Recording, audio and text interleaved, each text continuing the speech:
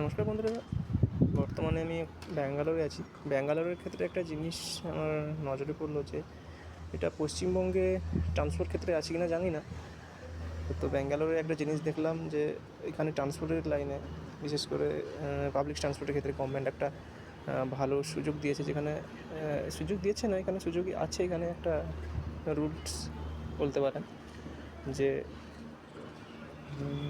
1,050 টাকা দিয়ে আপনি এক মাসে পুরো বাসের যে খরচা একটা কার্ড বানিয়ে নিতে পারবেন, যেখানে আপনি ওই কার্ডের মাধ্যমে পুরো ব্যাঙ্গালোর জুড়ে যেখানে যাবেন আপনার সার্ভিস থাকবে। যে আপনি ওই কার্ডটা দেখালে মূলত আপনি পুরো ব্যাঙ্গালোর ঘুরতে পারবেন।